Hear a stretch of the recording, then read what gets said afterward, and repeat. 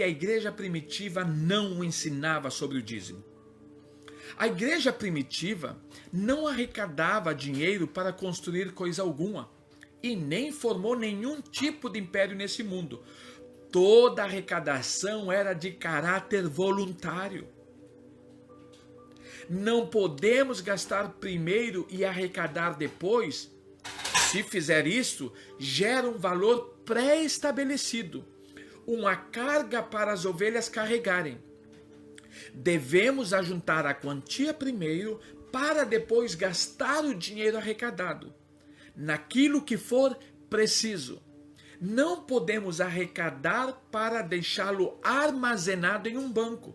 Só podemos arrecadar quando surgir a necessidade. Nunca arrecadar dinheiro sem um propósito justo. Não podemos nos esquecer que o amor pelo dinheiro é raiz de todos os males deste mundo. 1 Timóteo capítulo 6, versículo 10. Você e eu não vamos entender a questão do dízimo e a sua utilidade e as ofertas, seja o que seja, se a gente tiver somente uma visão ou olhar os óculos olhar a igreja através de óculos denominacionais. Nós falamos isso hoje à tarde, hoje pela manhã, e eu aconselho você a assistir também. São duas coisas totalmente diferentes. Existiam algumas coisas na época de Jesus que hoje não existe. E vice-versa. Não existia coisas no período de Jesus que hoje existem. Alguém um dia me disse assim: irmão André, me prove na Bíblia que Jesus fazia live na internet. Não tem como, porque não tinha internet. Então, naquela época, as religiões, inclusive o judaísmo, tinha templo. E a igreja não alugava templo, não construía templo e não comprava templo. Ela podia. Mesmo depois que a igreja tornou-se, entre aspas, a religião oficial por meio de Constantino, mesmo nesse período, ela poderia. E ela não fez isso.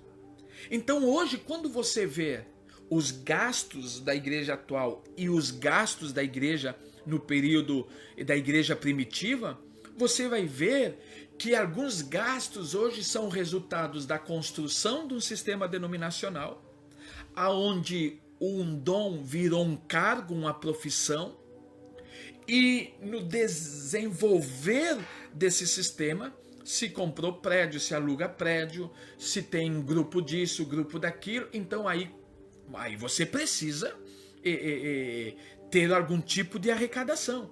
Então, se nós não tivermos, e eu tenho falado muito isso aqui, se você e eu tivermos uma visão da igreja, olharmos para a igreja como ela é hoje, você não vai entender nada de Atos, você não vai entender nada da palavra de Deus. Então tem coisas naquela época que eram possíveis e hoje são possíveis. Há coisas naquela época que não existia e hoje existe.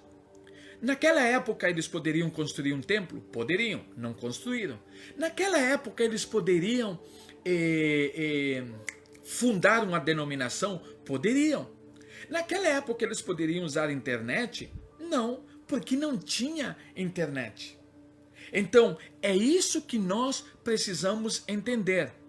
Temos que tratar desse assunto devido à sua intensa cobrança no meio religioso. Na graça de Jesus não é preciso pagar nada. Jesus não morreu pregado numa cruz, Colossenses 2,14, para depois cobrar em 10% pelo seu sacrifício, Romanos 3,24. Isso é blasfema. Essa prática dízimo é um fardo da antiga lei do Velho Testamento. Atos capítulo 15, versículo 10 a 11, que não... aí eu botei, antiga lei do Velho Testamento, Atos 15, 10 a 11. Esse fardo que não pode perdurar na igreja de Cristo. Essa prática foi destituída pelos apóstolos. Os religiosos que a usam para alimentar líderes mercenários. Desonestos. João 10, 11 e 12, onde um amigo meu ontem fez uma live perfeita falando sobre... O pastor Fernando ontem fez uma live falando quem é o ladrão de João 10:10, que a igreja diz que é o diabo, que a igreja que diz que é Satanás. Ali não diz que é. E o pastor Fernando ontem falou que esse ladrão são os mercenários, entre eles aqueles que pregam o dízimo para a igreja. E assim criam impérios religiosos que nada tem a ver com Deus. O dízimo só se tornou uma lei na igreja até o ano 777 depois de Cristo. É falso o ensino que a igreja primitiva sempre ensinou o dízimo. É falso. Quem diz que a igreja ensinava sobre dízimo, a igreja primitiva, não está falando a verdade. Até mesmo em Atos 21, 20 ao 26, algumas décadas após o Calvário, os primeiros cristãos judeus em Jerusalém continuavam seguindo fielmente a lei da antiga aliança e ainda adoravam e ajudavam a manter o templo judaico, aquilo que nós falamos recentemente. Nessa transição, eles ainda continuavam provavelmente dizimando. Como eles eram judeus obedientes, a lógica nos força a concluir que eles continuavam a entregar os dízimos dos alimentos colhidos ao sistema do templo. Muitos historiadores da igreja escrevem que o dízimo não se tornou uma doutrina aceita na igreja durante mais de 700 anos após o Calvário. Durante 700 anos, a igreja primitiva, a igreja dos primeiros séculos, antes de Constantino e depois de Constantino, 400 anos depois, não ensinava mais sobre o dízimo. Os antigos pais da igreja, antes de 321 depois de Cristo, quando Constantino tornou o cristianismo uma religião legal, se opunham ao dízimo, considerando-o uma doutrina puramente judaica. Então, aqueles que são considerados os pais da igreja, eles consideravam o dízimo uma doutrina puramente judaica. Tipo Clemente de Roma, 95 depois de Cristo, Justino Marte, 150 depois de Cristo, Didaquê, que é um escrito do século I que trata do catecismo cristão, e Tertuliano se opunham ao dízimo. Até mesmo Cipriano rejeitou a introdução do dízimo, incluindo na distribuição aos pobres. Um dos pais da igreja, um dos irmãos respeitados naquela época, Cipriano, inclusive rejeitava a introdução do dízimo, inclusive que fosse para ajudar os pobres. Olha só. Segundo os melhores historiadores e enciclopédias, 500 anos se passaram até que a igreja, no concílio de 585, tentasse, sem sucesso algum, forçar os seus membros a dizimar. Segundo os melhores historiadores e enciclopédias, 500 anos se passaram até que a igreja, no concílio de 585, quer dizer, no concílio de 585, depois de Cristo, tentaram colocar o dízimo como prática da igreja primitiva. Porém, não tiveram sucesso nenhum. Mas não foi antes de 777 depois de Cristo que o imperador Carlos Magno, estamos falando de 777 anos depois de Cristo. Estamos falando de 740 anos depois da morte e ressurreição de Jesus. Estamos falando de 700 anos depois da destruição do templo em Jerusalém. Mas não foi antes de 777 depois de Cristo que o imperador Carlos Magno permitiu legalmente que a igreja coletasse dízimos. É claro que a igreja de Roma, a qual coroou Carlos Magno, foi quem ressuscitou o dízimo por causa da sua desmedida ganância por riqueza material. A igreja católica apostólica romana coroou Carlos Magno. E o que Carlos Magno faz? Ressuscita o dízimo no meio do cristianismo daquela época. Então você vê aqui um jogo de interesse. Não é? O crescimento político, o crescimento financeiro, o crescimento religioso, misturou tudo isso e deu no que nós estamos falando aqui. Agora eu quero fazer menção sobre o Dicionário das Doutrinas e Práticas da Igreja Primitiva. Você pode achar isso na internet. O Dicionário das Doutrinas e Práticas da Igreja Primitiva permite estabelecer com rapidez o que criam os cristãos dos 3 primeiros séculos. Nesse dicionário, e por que são importantes os escritos dos cristãos que viveram nesta época? Por que é importante a gente saber o que os irmãos do período da igreja primitiva, que não está escrito na palavra de Deus, como eles viam esta questão de dinheiro ou de dízimo? A razão é que o depoimento dos primeiros cristãos sustenta que muitos, tais como Clemente de Roma e Policarpo, conheceram aos apóstolos de Jesus. Então, toda essa turma que nós falamos ontem são discípulos de Clemente de Roma e de Policarpo, que conheceram pessoalmente e aprenderam aos pés de Jesus. Olha só. Então, é importante. E uma das, um dos motivos de alguns livros serem aceitos ou não é essa questão do apoio, do comentário daqueles irmãos contemporâneos dessa época. Eu tenho outros assuntos que eu converso às vezes com alguns amigos e eu pergunto para ele, mas o que aconteceu lá em 1960? Aconteceu isso. Tá, mas a opinião de 2020 vale mais do que a opinião de 1960? O que diziam as pessoas sobre esse assunto? O que diziam os líderes sobre esse assunto? Eles diziam não. Quer dizer, aquela geração que viveu aquilo, que praticou, que ensinou, que estabeleceu, dizia não, e a geração de hoje diz sim. Qual é o comentário, qual é o apoio mais sustentável? É o mesmo aqui. Esse dicionário das doutrinas e práticas da igreja primitiva, eles explicam e tem o comentário dos irmãos que viveram no período do século 1, 2 e 3 da igreja. Então, a sua opinião é muito importante para o nosso estudo. Os estudos modernos da história da igreja deveriam depender dos escritores da igreja primitiva para informar-se sobre temas de grande importância. Ademais, seu entendimento da Bíblia é de grande valor e deve ser usado como um comentário bíblico. Como um comentário bíblico, com todo o respeito que eu tenho por alguns líderes religiosos.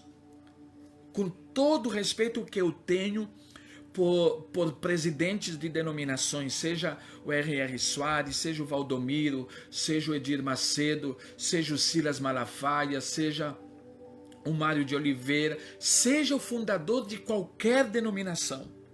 Se você dissesse assim, irmão André, você acredita muito mais no entendimento de Policarpo, que viveu e foi discípulo dos apóstolos, ou do supostamente apóstolo Valdomiro?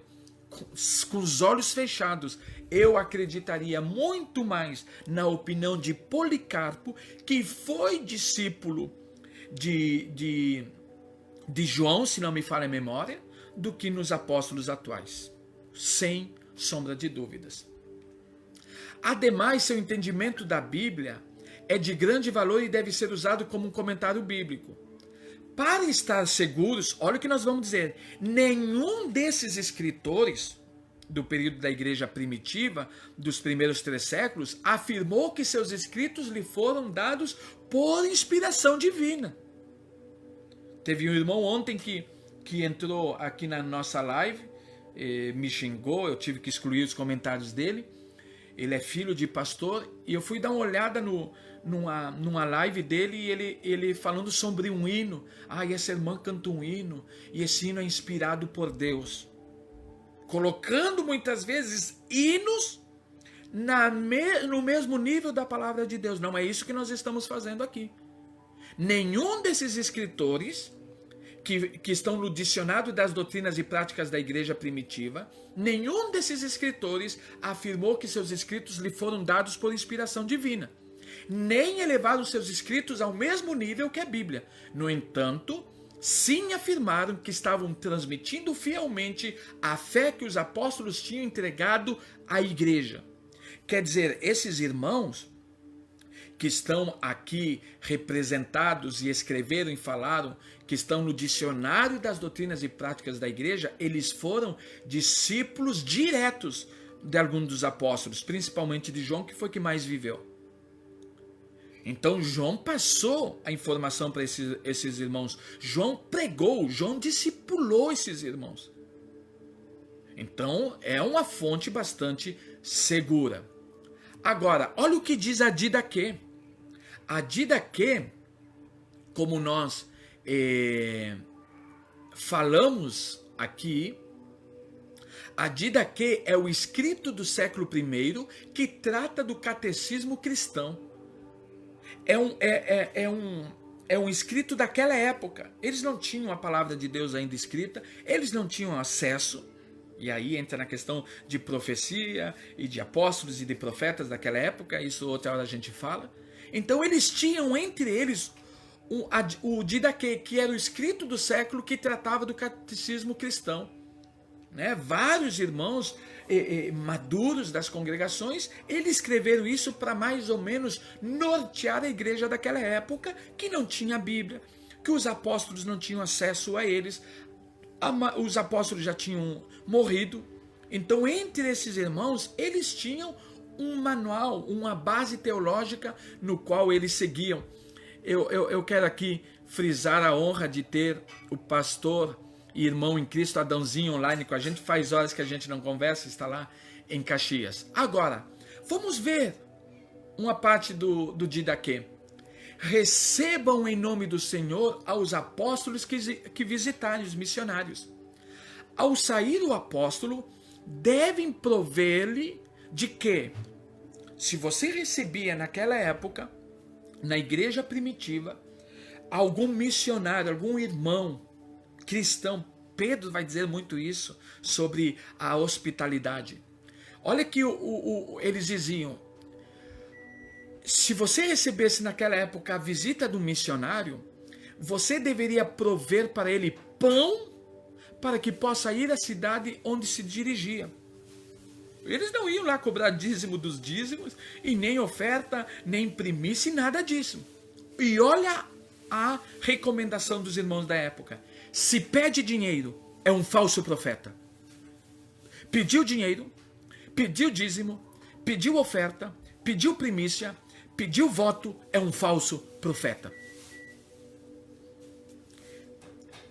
Pediu, é um falso profeta. Se alguém, falando pelo Espírito, pedir-lhes dinheiro ou outra coisa, não lhe façam caso. Mas se aconselha que se dê aos pobres, não lhe julgue. Olha só, se os missionários daquela época chegassem na sua casa e pedissem dinheiro para você, falso profeta. Agora, se eles dissessem assim, ajudem os pobres, ajudem aos necessitados, não julguem essas pessoas. Isso está na Didaquê. Olha que disse Hermas, um dos pais da igreja, 150 depois de Cristo. Os que têm as manchas, quer dizer, aqueles que pedem dinheiro, são diáconos que exerceram mal o seu ofício. Todo pastor, todo presbítero, todo evangelista, todo missionário, todo apóstolo, todo profeta, todo reverendo, todo bispo, aos olhos dos pais da igreja, que pediam dinheiro, estavam exercendo mal o seu ofício e saquearam a substância de viúvas e órfãos e fizeram ganho para si com as administrações que tinham recebido para executar. Estes, pois, se permanecem no mesmo mau desejo, são mortos e não há esperança de vida para eles. Você já tinha ouvido isso? Você sabia sobre isso? Vamos ver Irineu. Olha o que Irineu vai dizer. Os falsos maestros não querem ensinar abertamente a todos. Olha só, isso aqui me chamou muita atenção. Irineu estava dizendo que os falsos maestros, os falsos mestres, não querem ensinar de forma gratuita. Eles não querem ensinar de forma de graça. Eles vão abrir uma denominação, eles vão abrir uma instituição, eles vão colocar uma placa lá e cedo ou tarde eles vão ensinar sobre dízimo, sobre oferta, sobre primícia, sobre voto. Senão, só a quem podem pagar bem por tais mistérios, por tais ensinamentos.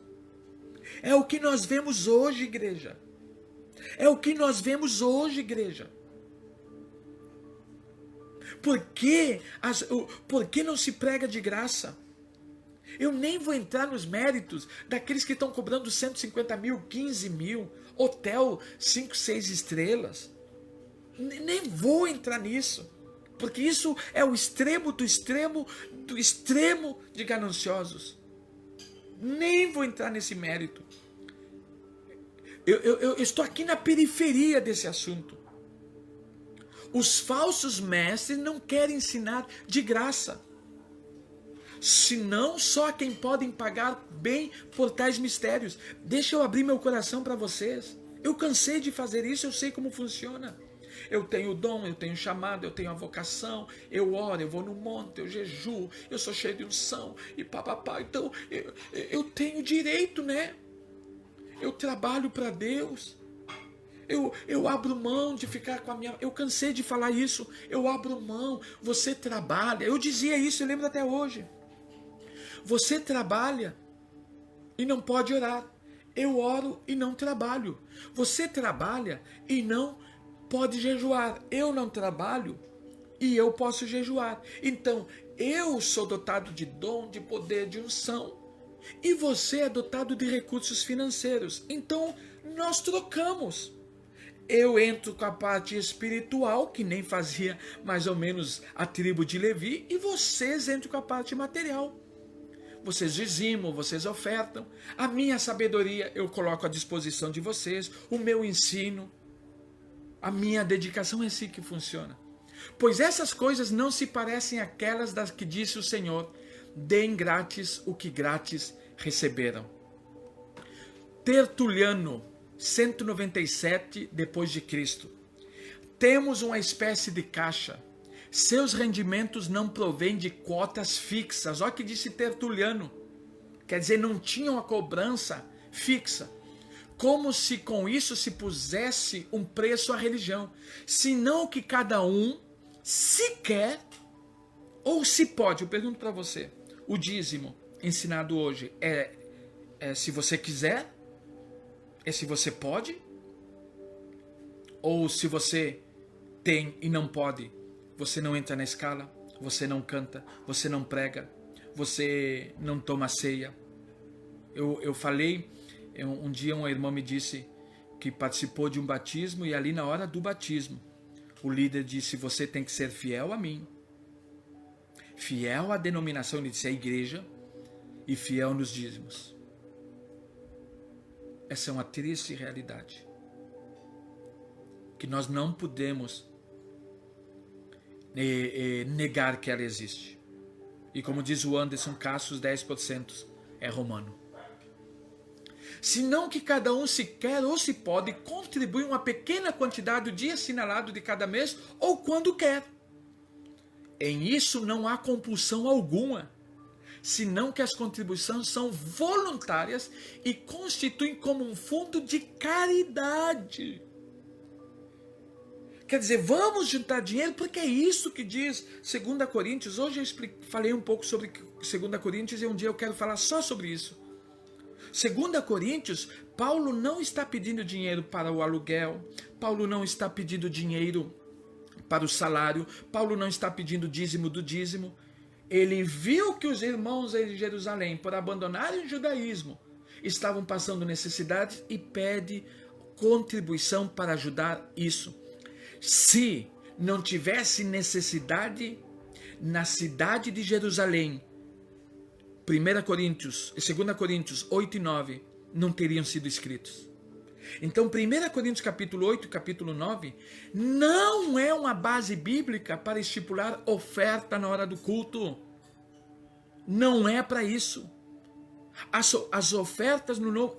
Olha, nós estamos falando de dízimo, mas dando um pulinho nas ofertas, as ofertas na nova criação, na nova dispensação, era para cuidar da viúva, do órfão e do necessitado. Não havia coletas com outra finalidade. Claro, também para ajudar o apóstolo Paulo nas suas viagens, mas não era para o salário do apóstolo Paulo, não era para férias do apóstolo Paulo, não era para o apóstolo Paulo comprar um meio de transporte da sua época, ou trocar, ou comprar uma roupa nova. Então são coisas que, quando você começa a entender, isso chega a ser assustador. Efetivamente não se gasta em banquetes ou bebidas ou festas, senão em alimentar ou enterrar os pobres. Olha para aqueles pedindo dinheiro. Ou ajudar os meninos e meninas que perderam seus pais e seus bens. Ou aos anciãos confinados em suas casas. Ou aos náufragos. Ou aos que trabalham nas minas. Ou estão desterrados nas ilhas ou prisões ou nos cárceres. Meu Deus, eu não sei se você consegue, no mínimo, não ter uma ira santa e, no mínimo, não ter uma tristeza de ver a realidade de cobranças hoje no corpo de Cristo. Você via para que eles precisavam de dinheiro? Para enterrar os pobres. Ajudar os meninos e meninas que perderam seus pais e seus bens, aos anciões confinados em suas casas, aos náufragos, ou aos que trabalham nas minas, ou estão desterrados nas ilhas, ou prisões, ou nos cárceres, disse Tertuliano em 197 depois de Cristo. Para finalizar, os cristãos, agora Orígenes, olha que dizia Orígenes, os cristãos não descuidam possibilidade alguma de semear o evangelho em todas as partes da terra. Não, a igreja não é mesquinha nem avarenta. Alguns se afanaram por percorrer não só as cidades, senão também os povos e aldeias, para converter aos demais ao culto a Deus. Ninguém dirá que fizessem isso com o afã de enriquecer-se, já que muitas vezes nem sequer aceitam o necessário para o alimento. Nós tínhamos missionários na época, nós tínhamos irmãos na época que pregavam o evangelho e não aceitavam nem para comer, porque sabiam que se comessem, talvez aquela pudesse ser a última refeição daquela casa. Que diferença para a igreja de hoje. Isso deveria nos envergonhar. Por isso que quando você chega em Apocalipse capítulo 3, e Deus olha para a igreja de Laodiceia, ele diz: eu estou a ponto de vomitar vocês.